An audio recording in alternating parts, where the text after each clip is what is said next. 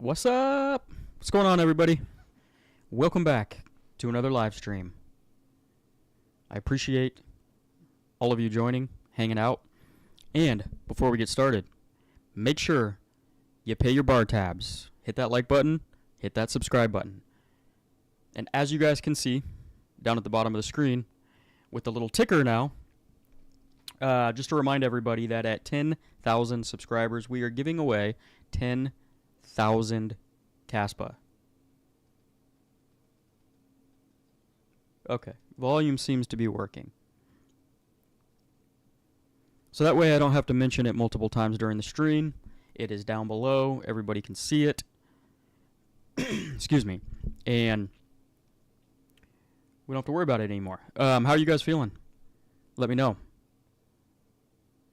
Make sure you get your questions in as well and your comments, and we will get to those at some point. I'm having issues with my comment section today, so I may or may not be able to put them on the screen, unfortunately. It looks like it's working sometimes and not working other times. But anyways, let me know what you guys are drinking and how you're feeling.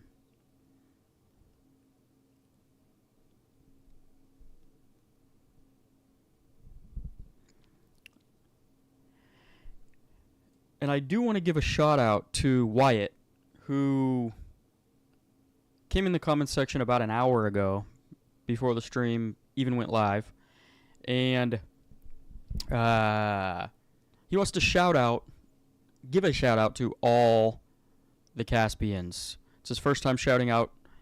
And he will rewatch the show later because he is at his kids' sports games again, it sounds like. And that is by far way more important than watching me on the internet. So, much appreciated for him dropping in beforehand.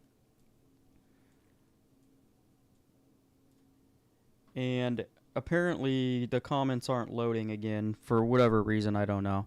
I got to figure another way to get the comments on the stream before next live stream, because the program that I'm using is messing up way too often. Yeah. So, anyways, Crypto Bill, Leo, the Whatups, Simon, TP Hand, welcome in. Welcome in. So, as you guys can see, and probably are seeing right now, the crypto market is red again. And Crypto Bill actually says Friday dump that started 2 days ago, and he is correct. Actually, I think the markets, if I am correct, I think we're actually slightly green today. As of right now. No. 24 hours. No, we're still down about 1%. So, anyways, I want to go over a few things today because everybody's freaking out over the pullback in the market. And I want to ease everybody's minds because just literally 48 hours ago, everybody was on cloud 9, right? And we were almost feeling some sort of euphoria because altcoins were pumping. ETH was about to break all-time highs. Bitcoin made new all-time highs. And it's amazing how quickly, on the drop of a dime, the sentiment can change. And that's what I want to get across, is that the positive sentiment can change on a dime, but remember the negative sentiment can also change on a dime. And we're in a bull market right now. It's very clear that we're in phase 2, which is Ethereum outperforming Bitcoin, part of the bull cycle. Phase 3 will be big caps, and phase 4 will be basically everything. Medium, small caps, outperforming Bitcoin. But it doesn't happen overnight. And you're going to get some days of big green pumps, you're going to get some days with red candles as well. That's just the way it goes. The market doesn't go up every single day for the rest of our lives without any pullbacks. Things have to reset. And everybody is saying that this pullback that we just had was from the PPI numbers that came in, which is, for those of you who don't know, basically an account for a portion of inflation data. And I would argue that that doesn't necessarily have anything to do with it. And the reason being is because if we look here, there was 941 million in crypto liquidations, Bitcoin, ETH, and Doge, and other cryptocurrencies as well. They're just highlighting a few. That's how much was liquidated in longs from leverage in the market. And my theory here is that we have the market manipulators. We have them probably working hand in hand with, parts or somebody or some amount of people in the federal government making things happen when they want them to happen. Okay? And I think things got a little too heated. And I think it's still a little bit too early. And they needed to pump the brakes a little bit. Because there was way too many leverage longs in the space. And it's a very easy thing for them to do, is to just liquidate those longs by crashing the market down and basically making a lot of people lose a lot of money. And then they have to set a narrative to that, right? So I think what happens is this is all planned to where they knew that these numbers were going to come out. They probably had word that the numbers were going to be, slightly higher than anticipated. And this was the perfect time to pull the trigger on liquidating these longs, pull the market back, let's reset it, let's hold our horses a little bit, because we're not even in Q4 yet, and the narrative and the price action kind of go together. That's what I think happens. Maybe that's not the case, but it seems to me that if you look at the price action, you can kind of find a narrative to fit that almost every single time. And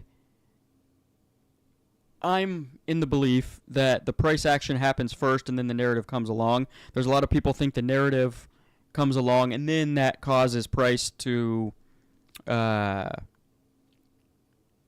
down, basically. But there's a lot of smart people.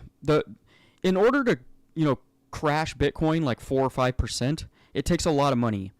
And most of those people who have a ton of money aren't getting shaken out by a slightly higher PPI inflation print. Those are the kind of people that understand what we're doing, where we're going, and they're not going to be shaken out by that, which leads me to believe that everything is all set up, right? Retail might get shaken out by fear from the media and from certain news that comes out, but most of retail doesn't have enough money to, drop Bitcoin $941 million. So that's just my take on it. Some might think it's a tinfoil hat scenario, but I live my life in a tinfoil hat. My fiance will attest to that. And that's what I'm going with. I think that there's collusion, and I think that the markets move when they're supposed to move by the powers that be when they want to move them, whether that be up or down. And this should be short. I don't foresee this lasting very long. I think we're still at about a 90% chance of a rate cut in September. And that's a very high chance and will probably happen. And then there's some people saying 3 rate cuts this year, which means it would be September,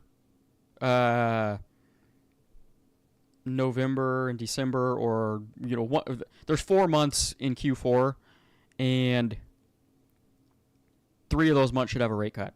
So we're in a bull market. I wouldn't worry about this pullback at all. It's very common that markets pull back in a bull market. Nothing can go up 100% of the time without resetting a little bit here and there, okay? So in this article, let's do this here. A massive $941 million worth of mostly long positions have been liquidated over the past 24 hours as the crypto market retreated from recent highs. The market as a whole has undergone a minor pullback of about 2% according to CoinGecko, following a mostly bullish week for the top tokens. So, yeah, and it says on Thursday, the U.S. producer PPI, which tracks price changes of goods and services, jumped almost 1% for July. The largest monthly gain in more than 3 years. It shocked the market, promoting major cryptocurrencies to decline. And again, I'll reiterate, I think that everything's hand in hand, and the narrative and the price are set up beforehand, and they kind of coincide, and we get this. What happens if that didn't happen? Bitcoin would have kept going up, right? And I think the cycle high is going to be around 150, maybe 170 tops this cycle. We would have hit that way too soon. And they need to be able to control this thing so that we can potentially hit that 150 to 170. I still think it's going to be around 150K in Q4 at the right time of the cycle where they wanted to hit 150. If they don't come out with these narratives, if they don't come out with these liquidated longs, the market makers doing stuff like that, the price is just going to keep running up. So it's basically a controlled environment. And,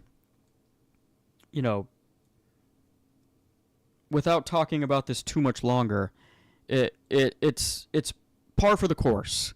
And this may not be the last time we see this. I think if you guys saw my video this morning, you will have already seen this, but let me see if I can get out of the way a little bit. If we look at post-halving years, which we're in right now, right, 2025, and we look at, let's start in 2013. July and August, green. September, red. Okay? Let's go to 2017. Also post-halving bull market year. July and August, green. September, red. And then we go up to 2021. July and August, green. September, red. And then we come up here to 2025. July and August are green, although we're still in August, so that's yet to be proven out that we're going to go green this month. What if the easiest thing to do is just look at history and say, hey, we're probably going to have a red September, okay? And then October, November, December is a mixed bag. 2013, we had a green October, November with a red December. In 2017, we had a full-on green October, November, December. And then in 2021, we had a green October and a red November, red December. I remember December started the bear market. We topped out in November. So the beginning half of November was good, but the back half was not.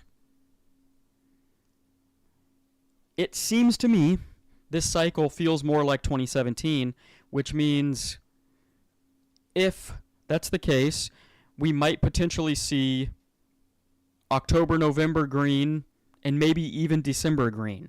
I know that 2018, the 2017 cycle actually ran into January 2018, but it was only for like 1 week. So January 2018 was red, but I still think that we need to be careful in September, which is next month, for a red month, for another pullback, before I think they finally actually unleash the dogs for the parabolic phase of this cycle. That's just my guess, okay? I'm just looking at history of every single other post-halving year, and it seems that why fade it if it's happened every single time? Why would it be different this time? Okay? I don't know. Maybe it will. Maybe it won't. We're going to have to wait and see. But I'm of the thought process that history has told us for 3 straight cycles that August or July and August are green and September is red, and that we top out in Q4 of the post-halving year. So that's going to be my base case until proven otherwise. Right? Every single cycle, you hear thousands of people, hundreds of people say that this cycle is going to be different. We're going to top out earlier. We're going to top out later. We're never going to have a bear market again. It's just going to be a slow, steady ride up. And we're going to keep going up like the stock market. And maybe one day that happens. But until then, I'm not fading history. Because every cycle up until now, all of those people have been wrong. And maybe one day they'll be right. But I don't think it's this cycle. That's just my personal opinion. So, that is my final opinion, and I'm sticking to it as of right now. And what if, okay? What if we get that pullback in September, Ethereum pulls back a little bit, right? I bet you, and I'll bet you Ethereum has some resistance at its previous all-time high, which was 4,800. What if, this is total 3 on its altcoin pair, so Bitcoin pair, altcoins on its Bitcoin pair, and this trend line down here, what happens if that pullback in September actually brings these altcoins down to this trend line, where we bottom out finally, and then we can go into that parabolic phase in Q4 like we always do? Everything seems to be setting up. Rate cuts. History. Everything. When you look at it. And so it's hard for me to fade the history of this until I'm proven wrong. So, and if we look at Ethereum on its USD pair, right, it already got a little resistance right before its previous all-time high, although that was a wick. If we actually take this from the monthly close, or the highest monthly close candle, I'm sorry, this is a weekly candle, but we actually, technically wicked up past a weekly close and hit resistance and fell back down. And maybe we test that again before September. Maybe we don't. Maybe we ride sideways here. Maybe we go down a little bit. Maybe September really is red. And then Q4, we're off to the races. The dogs are released. What do you guys think about that? Theory, based on history. Right? I'm not making stuff up. This is literally what has happened in the past.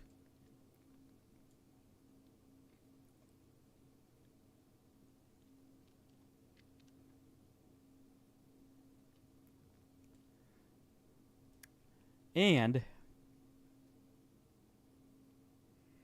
going to start reading some comments here. Man, that sucks. I can't get them on the screen. that makes things more fun when everybody can read them. Let's take that down. And okay, we already shouted out Wyatt for coming in an hour early. Crypto Bill says this won't last long, and I agree. Although, I still think there's going to be a little bit more green before we hit September and get that, what I think will be probably the final pullback. I don't know how big it's going to be. In other years, you know, we had in 2013 it was only a 4% pullback in September. In 2017 it was a 10%, and in 2021 it was only a 1.5%. So the pullback might not be very big, is what I'm trying to say. But for the month as a whole, you know, we probably will see a negative month. That doesn't mean it has to be massive 30%, 40% pullback.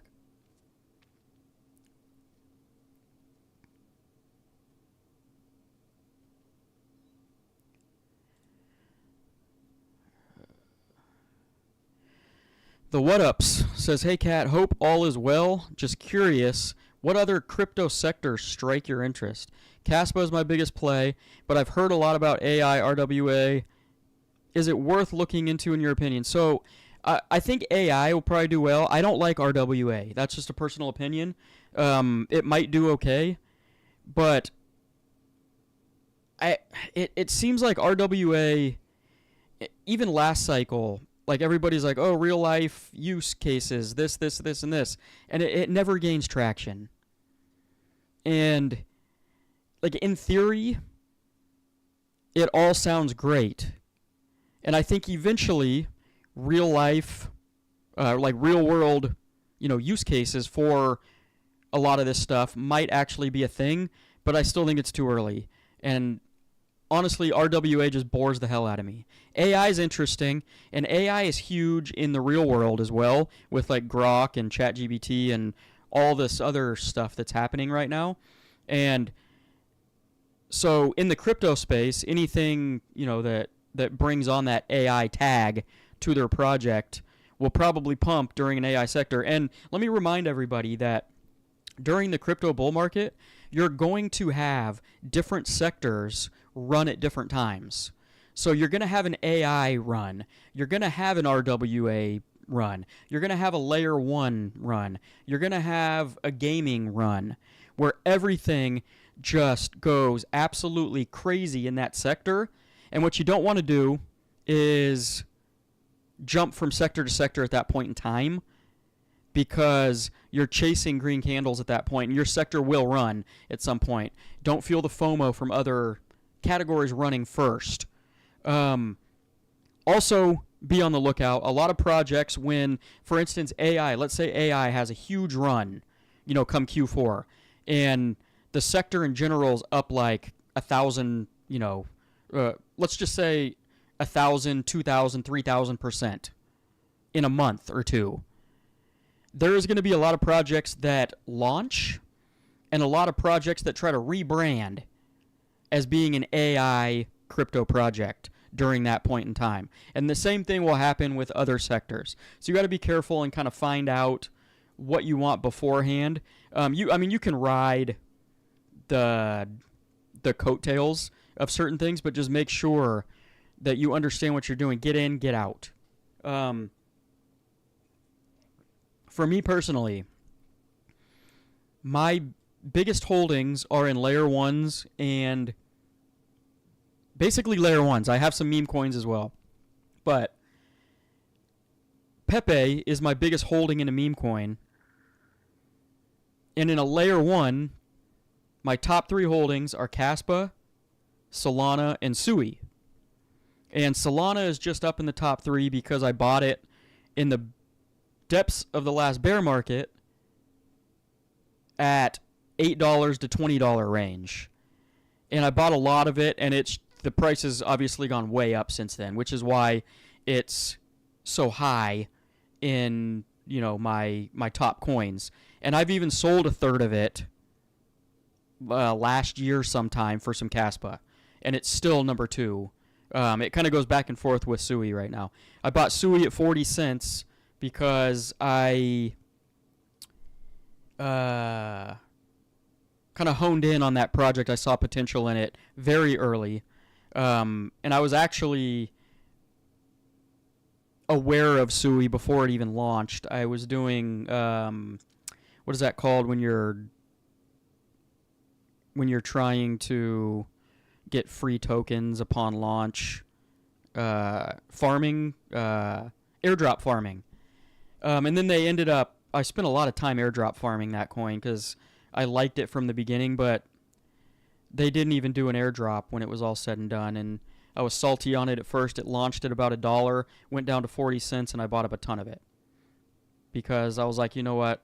Even though I'm salty, I think this coin's going to do very well. And sure enough, it did. Because we're sitting at like $4 right now. So that's why I love the bear markets. I know I'm off topic a little bit, but the bear markets are so fun because you can identify what projects are going to be kind of your better projects, first cycle projects, moving into the next cycle, and you can buy them for dirt cheap and just hold, which is what I'm telling people to do with KASPA right now. Just hold. We're going to have our turn again. It's just a matter of time.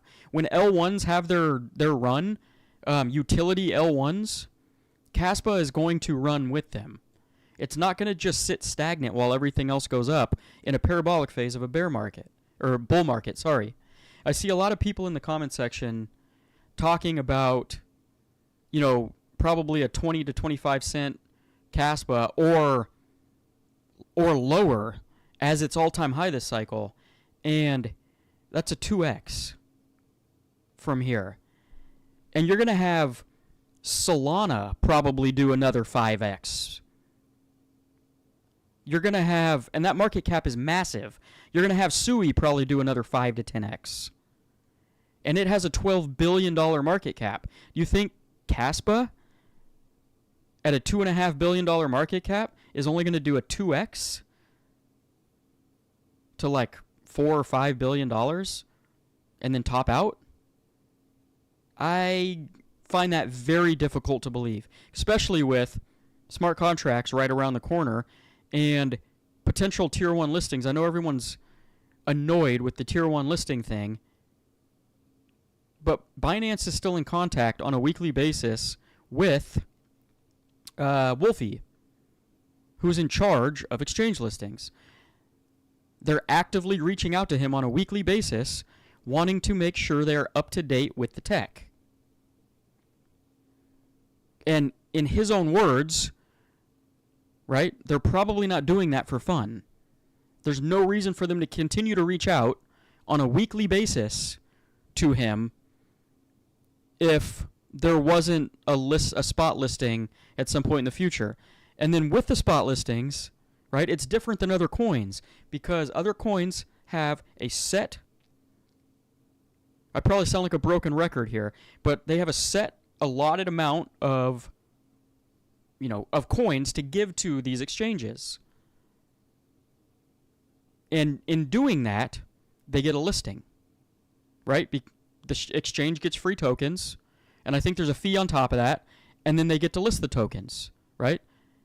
And they get to profit off of that. Well, in KASPA's case, they have to buy KASPA on the open market in order to pack their bags for a listing. And if I was an exchange, as a business, I would want to make the most amount of profit in the shortest amount of time after listing a coin that I had to actually buy, right, to pack my bags with.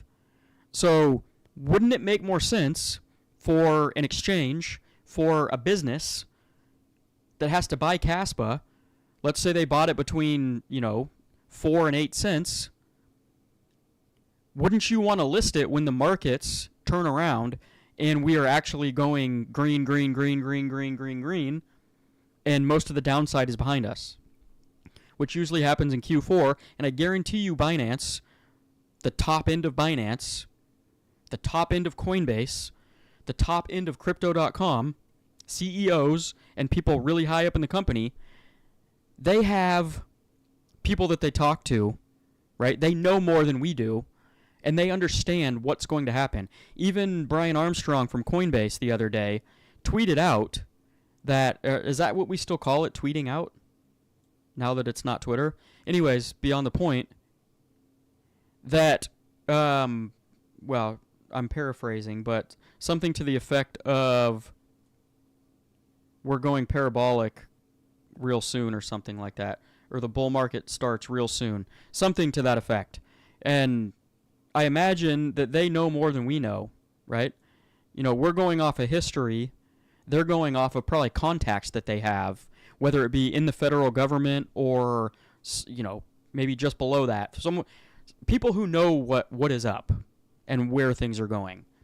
And so I would imagine if I was Binance, if I was Coinbase, and I was accumulating, I would want to list that product when all of the downside is behind us. And they can get the quickest return on their investment. And if they're looking at September's usually negative, right? We usually have a red September. Why wouldn't they wait until after September when things really start getting heated? That just seems like common sense to me. I know I went off on a tangent there, but layer ones and meme coins are what I invest in, basically. More layer ones than meme coins, because meme coins can be very profitable, but also you can get rug pulled very easily. Crypto Bill also says meme coins.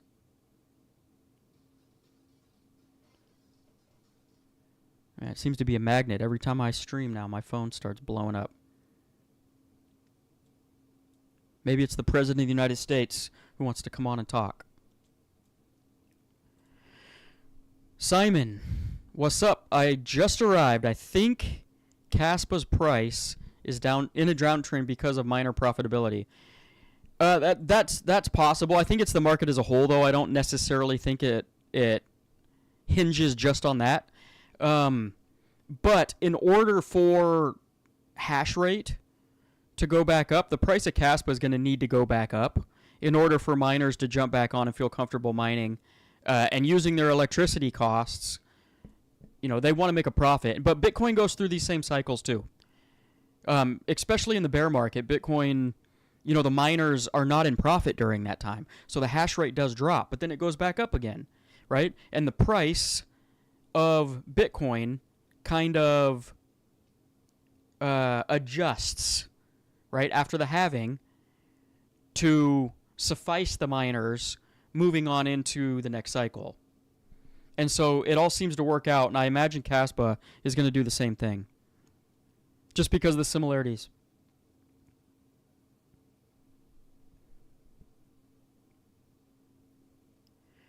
TP Hand says, no more money to buy the dips. I already have $40K in KASPA. That is a very solid bag. You're going to do very well. What is that? I think that's about, 400,000 KASPA, something maybe. Solid bag. A medium-sized dolphin, as they would say. Be more. I'm going to buy if it keeps dipping. Trying to become a whale. If you become a KASPA whale, congratulations to you. That would be amazing. I've always wanted... I'm not a whale, by the way, in KASPA. Just to clear that up. But I think it would be cool to be able to call yourself a whale. Because you held that much in that small percentage of people in a certain cryptocurrency. I think that would be cool. And I could have easily become a KASPA whale, but I didn't mine enough and I didn't buy enough when it was under 1 cent. I still look back and think I would already be set for life if I liked KASPA back then, but it was almost just like a side mining, endeavor at that point, because no one really knew what it was back then. It was just, oh, Ethereum, you can't mine Ethereum anymore, so what's the next thing we're going to jump to? And KASPA came out right around that time, and honestly, I didn't even look at its tokenomics or anything. It was just a new mineable coin, and I liked the color, and I liked the backwards K. I thought it looked cool. And literally that's how I got into KASPA. And then slowly but surely started digging in and doing some research and buying little bits at a time. I should have bought more, though. Back then, I could have gotten, I could have spent $1,000 and got 1 million KASPA. At the time, maybe even with less capital than that. It was ridiculous, and I still kind of think about that sometimes, and I'm like, man, I'm stupid for that. But who would have known? Who would have known?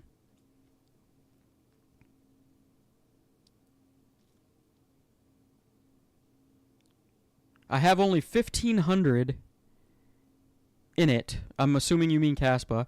Waiting for price to go below 0.000075 BTC to buy more. Yeah, whatever your plan is. Yeah,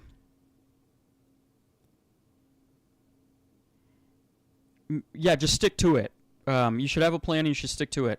And that goes with, the buying side and the selling side. And Simon also asked, do any of you look at price in BTC? I do, because that can tell you a lot about what's going on. But right now, everything's going down on its BTC pair for the most part. I think some things like Ethereum started going up again.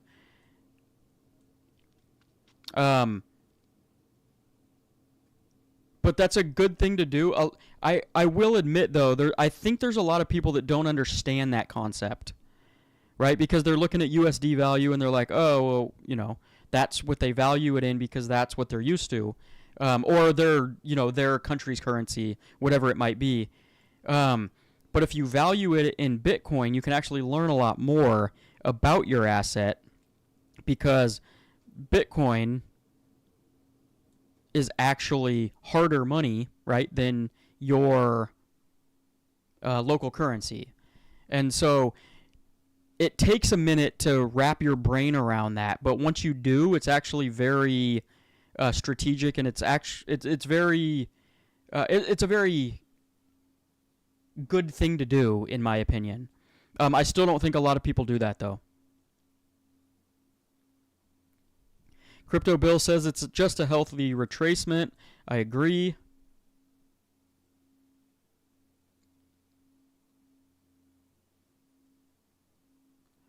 And a wise man once told me that in order for things to go up, things must also go down. That's a fact. That is a fact. Basically what's happening, we're in a bull market, so dips, in my opinion, are for buying right now. But somebody made a comment, and it's a good quote in my latest video, where investing is the inpatient giving up their money to the patient. And the patient, obviously come out on top pretty much every single time.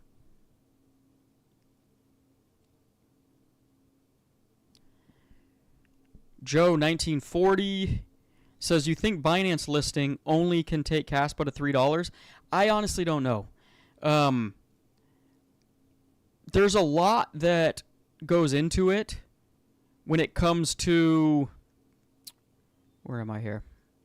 When it comes to market cap and all that kind of stuff, and what the total market cap of the crypto space is going to top out at this time around. I would say if we were to guesstimate, maybe $9 or $10 trillion. I think off the top of my head, a $3 KASPA would put the market cap at, don't quote me on this, but 200 billion. maybe? I'm not doing the math right now, so it might be a little higher and that might be a little lower. But it's probably, I think, around there, 150 to 250 billion. You got to remember the top L1s last cycle were, around 80 billion to 100 billion in market cap. And the market topped out at 3 trillion.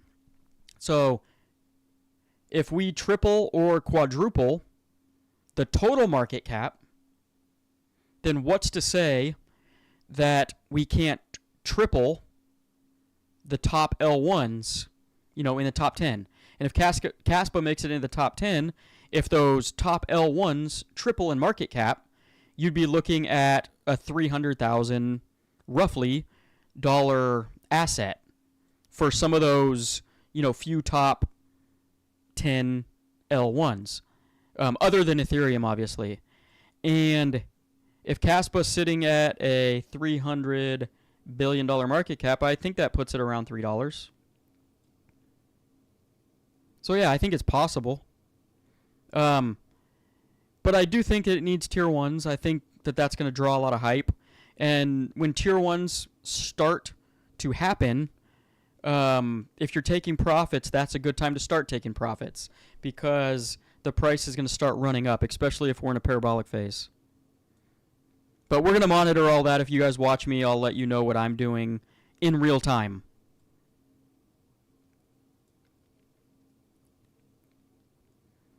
Barry Alt says, what's up, guys and gals?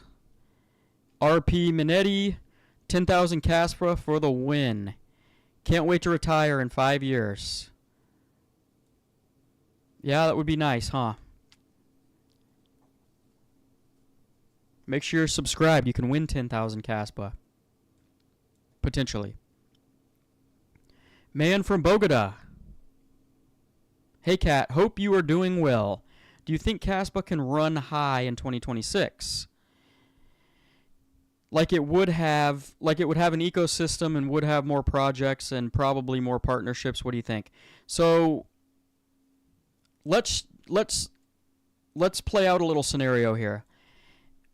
Let's say that the bull market ends in Q4 of 2025. Okay? We go parabolic. We top out November, December. And then we go into a bear market in 2026. I would imagine that KASPA is going to, in its second bear market, after going through its first full cycle, going to follow the rest of the altcoins down like 90%. I don't see a scenario where it outperforms to the extent that it did this last bear market, right? It had a tiny, tiny market cap. It was a brand new project, and it got a lot of hype back in the day, okay? All the other L1s that have smart contracts, right? Given there's differences in, fundamentals and all that kind of stuff, but let's throw that out the window for now because even Bitcoin retraces 85% in a bear market, okay? All those other projects, Solana, you name them, any of the L1s, Ethereum, they all retrace 90-some% in the bear market. And they all have smart contracts. They all have ecosystems. They all have big ecosystems. And they retrace because everybody sells off everything after the blow off top. And then everything resets, and then we go up again. I would imagine that KASPA is going to do the same thing. Could it outperform a little bit? Maybe, but I don't think so. Because even like I said, if we think KASPA is, fundamentally very close to Bitcoin, why would KASPA now outperform everything else in a bear market again? Right? Now that it's an OG in the space, now that it is got some battle wounds and some scars from its first full cycle, why would it do anything different than the rest of the market, in my opinion? It just doesn't seem plausible. And if Bitcoin's going to retrace 85%, why would KASPA retrace any less than that? I guess that's what I'm trying to say. I don't see it. A good reference point to that is Chainlink. Okay, different project obviously, but it murdered every other project in the 2019-2020 bear market. Everybody thought it was the next best thing since sliced bread. It outperformed everything drastically. Right? Still had a decent blow off top as well. And everybody was thinking, oh, it's a bear market project. It's just going to perform every single bear market because it did it in its first. And it did not. This last bear market that we just went through, it fell just like every single other project. And still hasn't made new all-time highs yet. And so it's kind of been forgotten. I know it's not really a forgotten coin because it has a use case with basically every project in the space. But what I'm trying to say here is there's a lot of first cycle projects that outperform in when they get launched in the depths of a bear market. They outperform because it's a tiny market cap, it's a new project, and it's a new shiny, object bouncing in the street over here, and everybody flocks to it.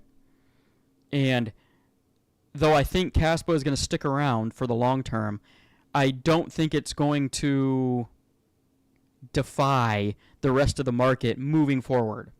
That's just my opinion.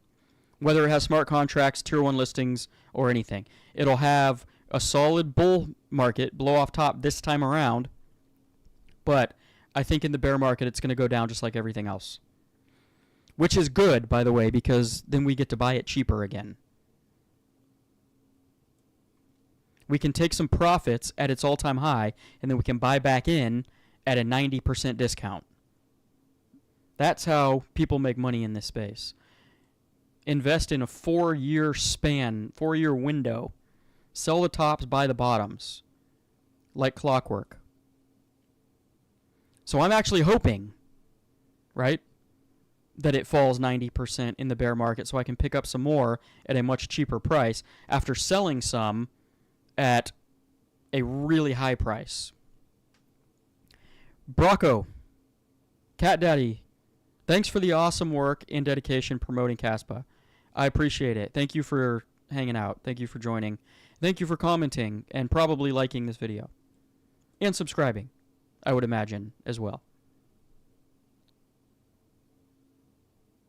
Crypto Gosu, what's up, KDK? What's up?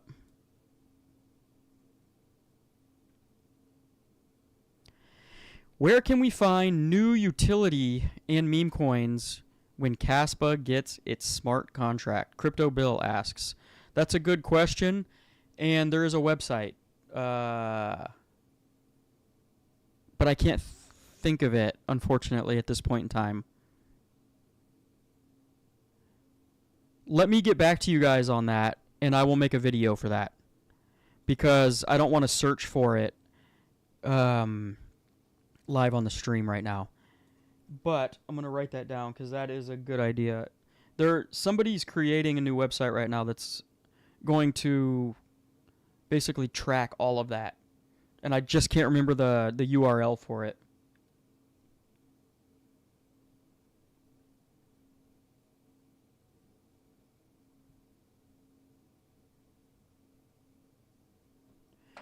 Okay.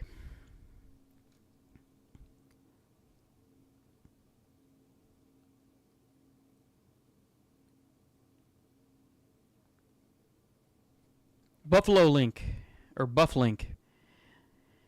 Are you going to dump any KASPA on centralized exchange listings? Yeah, I kind of just hinted at that earlier.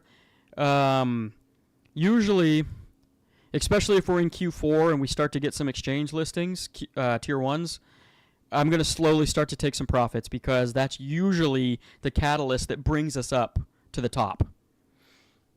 At least for other coins it has been. So yes, I will be starting to take profits, and like I said, I'll be transparent with you all in real time about what I'm doing. So that way you know, right? Don't follow me blindly. You don't have to do what I do, but I'm going to tell you what I'm doing, and you can choose to digest that information however you would like.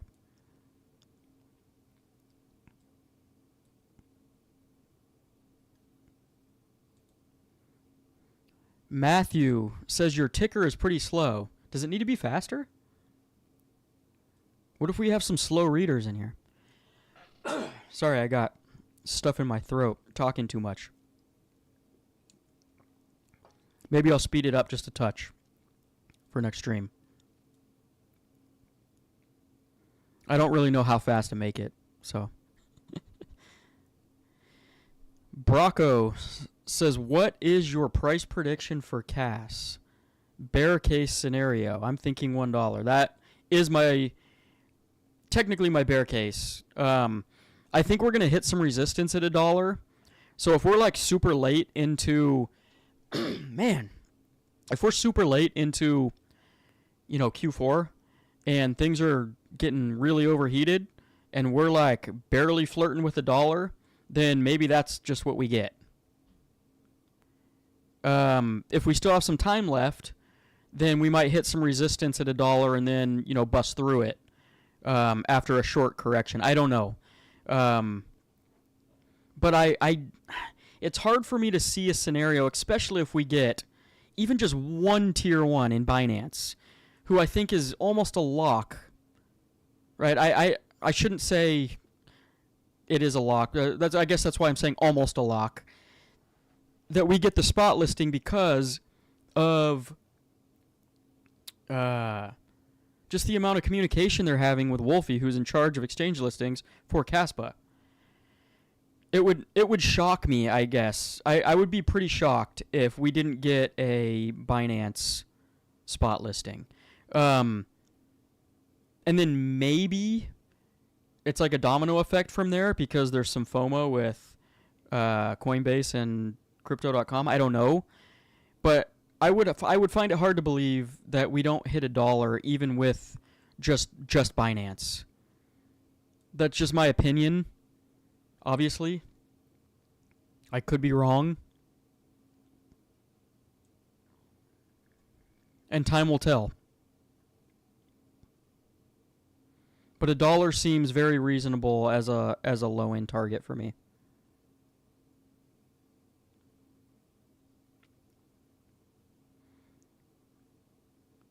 Rock says, how about the price of CAS in 3 weeks? Your guess is as good as mine. I have no idea what the price is going to be in 3 weeks. It would be nice if it was higher than it is now. But I don't have a crystal ball. Maybe I should buy one. And then we can predict the future and we can all get really rich. We'll know exactly which coins, micro-cap meme coins to buy at the exact right time to 1000x our money and then get out. That would be fun, wouldn't it? If we could find a crystal ball that would tell us all of that. I mean, if we had a crystal ball back in 2010, I would have spent my life savings on Bitcoin and just held. But we didn't know. Unfortunately.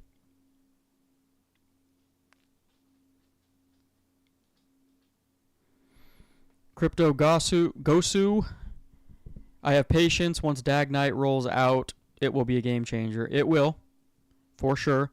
It's kind of, I mean, even where we're sitting right now is kind of a game changer already.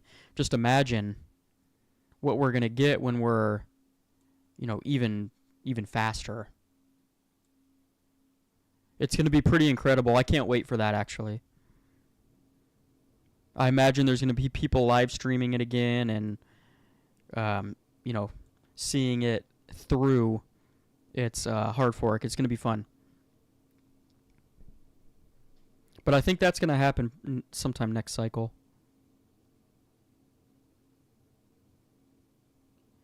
The Whatups. How do you go about highlighting projects with such potential so early in their infancy and during the depths of the bear market? There's certain things that I look at. I don't want to go over the whole checklist right now. But I guess I have a checklist, I guess you could say, and I spend a lot of hours scouring the crypto space during the bear market, like hundreds and hundreds of hours. And I think my fiance would also attest to that I am obsessed with crypto during the bear market. And that leads me to be able to do a lot of research. It's frustrating sometimes, but when it's all said and done, I am able to pull out a few projects that I really like, that meet certain criteria, and that I have a very good sense that's going to do very well in the upcoming cycle. And then you look at sentiment, around that project as well. As we move forward, not all of them are going to hit, but like I said, Sui I knew about before it even launched, and I bought some of it at $1 right when it launched, but then I bought a lot more at 40 cents because I had full conviction in this being one of the better projects, for gains, right? In this cycle. Solana, in this last bear market, everybody said it was dead. It had a very good 2021 run, and then the whole FTX thing happened, and Sam Bankman-Fried was affiliated with Solana and FTX, and everybody said Solana's dead. All your big YouTubers were saying it's dead and that you should get out of it immediately. And I looked, right, this is as simple as it is. I looked at all the metrics behind the scenes and online, and everything was going up, like wallet addresses, transactions on a daily basis, all of the metrics that tell you that a project is still alive were actually moving upwards. And so I'm like, this project's not dead, I don't think.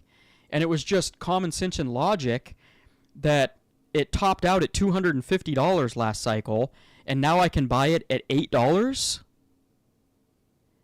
And all of the metrics still say that people are using it and that nothing's really changed. Like, it seems like a no-brainer to me. And so it's little things like that behind the scenes it's a lot of research, and it's a lot of studying.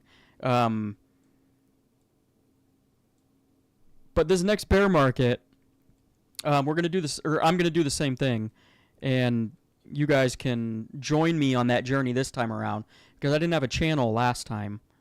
It wasn't until I found KASPA that I wanted to create a YouTube channel, because I felt more passionate about this project than anything else, right? Sui, I liked because it was, heavily VC backed with the same backers as Solana, was part of the reason why I liked it, and I just knew that it was going to make me a lot of money.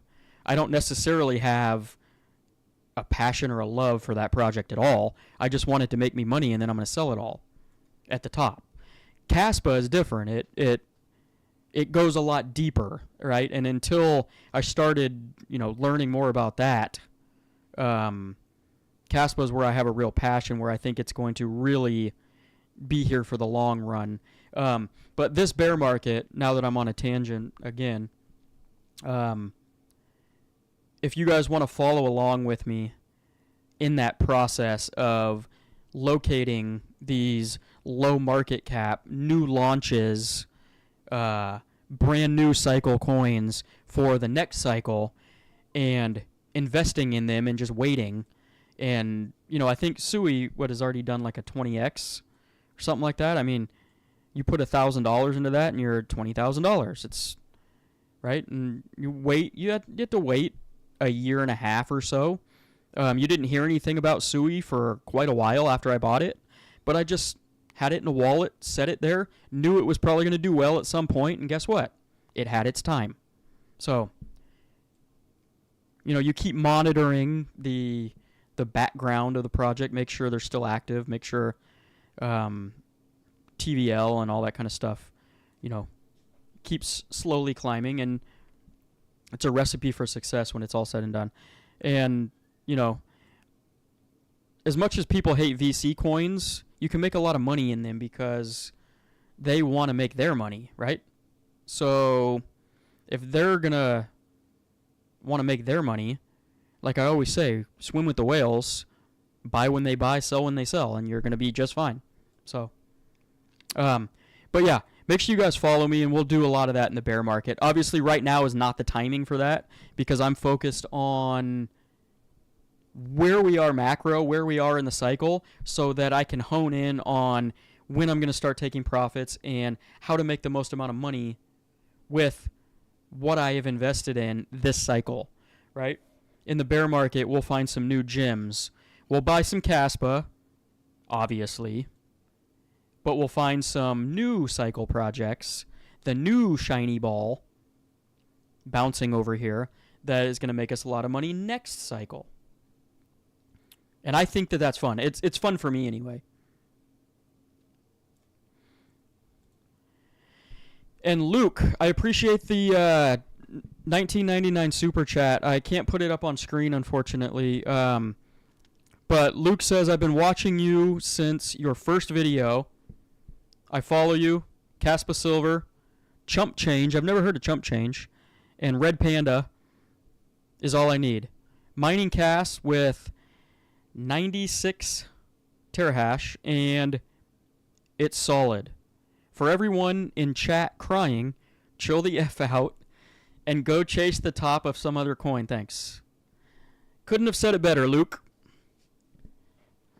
I mean, if you guys go read the comment section, you don't have to probably just read mine. Any KASPA YouTubers' comment section, it is extremely negative right now. There's a lot of, why would you continue to tell your followers to buy this POS token? Why would you continue to talk about this? It's obviously dead. It just goes down.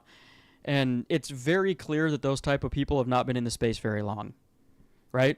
And 99% of them don't give them the time of day. I comment on occasionally one or two of them. But like, for instance, the last one was, I'm not putting a gun to anybody's head making them buy KASPA. I'm specifically talking about a passion of mine on YouTube and telling people what I'm doing and what I think is going to happen. And at that point, it's their prerogative, what they want to do, right? I'm not forcing anybody to do anything. I'm just giving my opinion. I'm a random dude on YouTube giving my opinion. And it's very clear that it's my opinion. So, do with that what you would like. But again, Luke, I appreciate the super chat.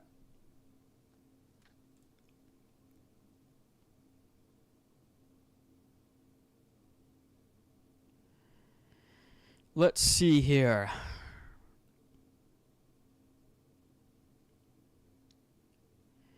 Eyes Open Archives says, what do you think about Ethereum being so-called chosen platform for the financial system when it comes to crypto? It might be for like for some institutions. I don't think Ethereum's going anywhere, to be honest with you. I think what's probably going to happen is it's just going to be like one of those OGs in the space that institutions are going to feel comfortable with, and they're going to get staking rewards from it as well. So they're going to make profit by holding and staking it. I also believe that some bigger institutions, as well as feeling safe on Ethereum, are not going to really bat an eye about paying the fees that you have to pay in order to transact on Ethereum. If they do care about that, then they'll move off, right?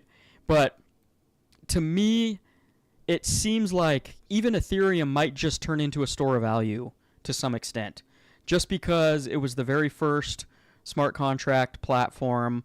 It's an OG, and it's the biggest altcoin. I don't know if it will necessarily be for all of time, but I could see it potentially turning into almost like a store of value, just like Bitcoin is to an extent, just because big institutions do like it. I don't know that they even understand it that well, because the security was a big thing with it when it was proof of work, and it's not as secure now. And I don't know if they know the difference between that. I don't know if it matters to them, or if it's just perception that it's just still Ethereum, right? Even though it may have lost some security in the transfer from proof of work to proof of stake. That being said, I think it'll stick around. Everybody's going to call it dead every bear market, but I think it'll always come back, and I think it will, at least for a while, the foreseeable future, lead altcoins into the new cycle every 4 years.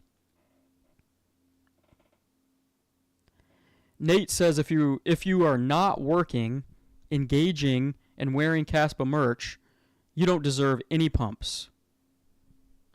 Well, I mean, you can buy KASPA and wait for pumps. Like for instance, like Sui, right, is my other top hold VC coin for this cycle, and I don't wear any merch. I don't really ever talk about it that much.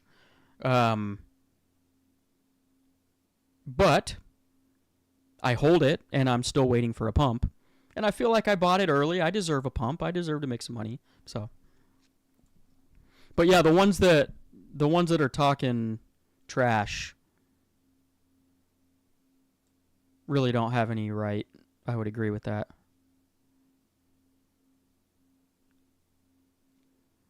Let's see here.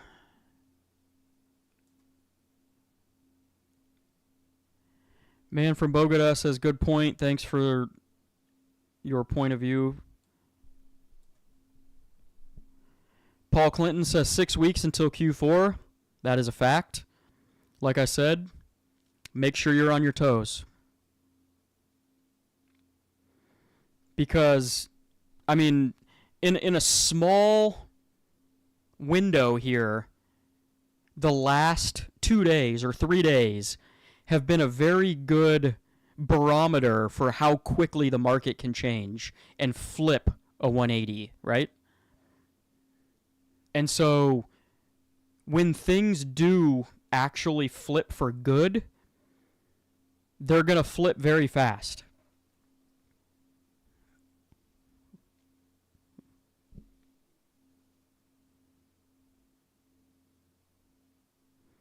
Paul Clinton also says CAS will drop 90% in the bear. I am of that theory as well. And everybody, I can't pull his comment up on the screen, but we need to give a round of applause and welcome back Infamous into the stream. We've all missed him, but he's back. And he says, still waiting for a pump in KASPA. Everything else is at all-time highs. KASPA's doing nothing. And that's not actually true. Not everything is back at all-time highs. Some projects are. And I'm also not going to fight you online. But I appreciate you coming and hanging out and commenting. Make sure you subscribe too. You have a chance to win 10,000 KASPA. Infamous, that is.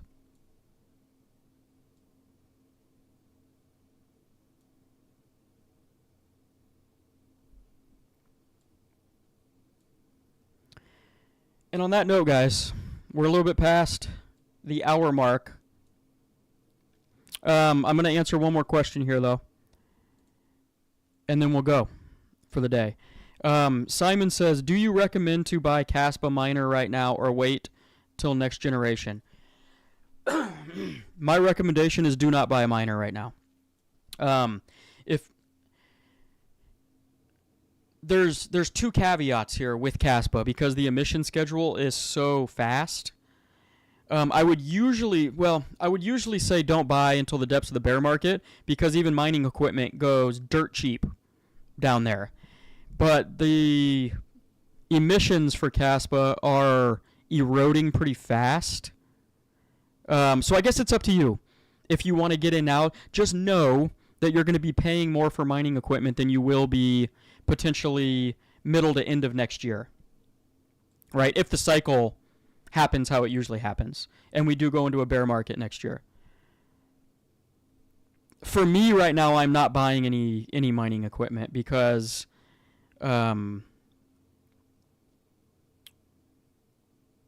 first of all, I don't have the space anymore. Let's just be honest, I don't have the space. That's pretty much why I'm not. But even when I was mining Ethereum, I would buy all of my equipment in the depths of the bear market because the equipment would drop heavily in price, just like the assets, right?